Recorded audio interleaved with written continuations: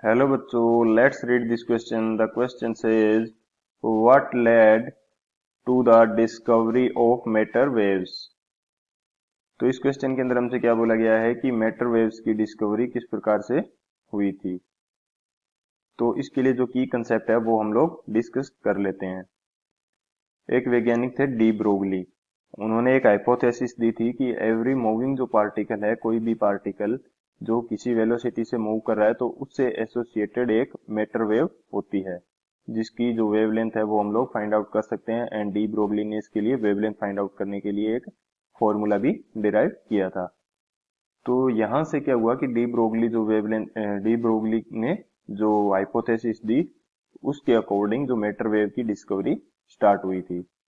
तो यदि मैं इसको की कंसेप्ट के रूप में लिखना चाहूं तो ये मेरे पास क्या होगा, की कंसेप्ट मेरे पास क्या हो जाएगा।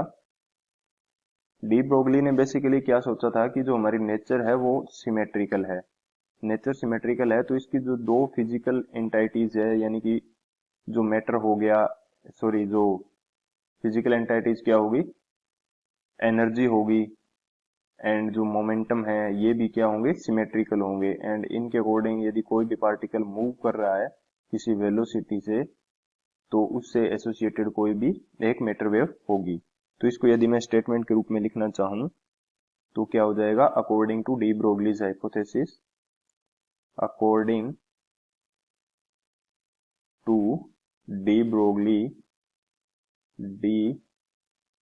ब्रोगलीज हाइपोथेसिस, डी ब्रोगली की जो हाइपोथेसिस है उसके according there is always a wave associated with every moving particle or matter, every moving particle और मैटर। यानी कि कोई भी मूविंग पार्टिकल या मैटर है तो उससे एसोसिएटेड एक वेव होती है। इसको क्या बोला जाता है, इसको बोलते हैं मैटर वेव। मैटर वेव इसको बोलते हैं। तो उन्होंने इसकी जो मैटर वेव की वेवलेंथ लैम्डा को फाइंड आउट करने के लिए एक फॉर्मूला दिया था जिसको बोलते हैं डी ब्रोगलीज इक्वेशन। तो ये हमारे पास क्या है, लैम्डा की वैल्यू होती है h divided by P. P हमारे पास क्या है, p is the linear momentum and h is the Planck's constant. ये हमारे पास डी ब्रोगली वेवलेंथ को फाइंड आउट करने का फॉर्मूला है। तो उनकी इस हाइपोथेसिस के बाद में है जो डी ब्रोगली, ये मैटर वेव है, सॉरी, जो मैटर वेव है उसको डिस्कवर करने के लिए अलग अलग एक्सपेरिमेंट्स किए गए थे।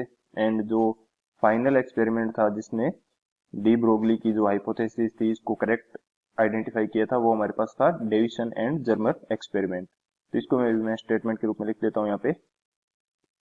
यदि बात करें एक्सपेरिमेंटल वेरिफिकेशन की, एक्सपेरिमेंटल वेरिफिकेशन ये गिवन, यानी कि किसके द्वारा दिया गया था, given by Davisson and Germer experiment, given by Davisson and Germer experiment. यानी कि डेविसन एंड जो जर्मर का एक्सपेरिमेंट था इसके बाद में डी ब्रोगली की हाइपोथेसिस को एक्सपेरिमेंटली वेरीफाई किया गया था। सो उनकी इस हाइपोथेसिस के बाद में क्या हुआ, मैटर वेव की डिस्कवरी की तरफ लोगों ने विचार करना स्टार्ट किया एंड इसकी डिस्कवरी की गई। So this is the final answer. I hope you understood it well. Best of luck. Thank you.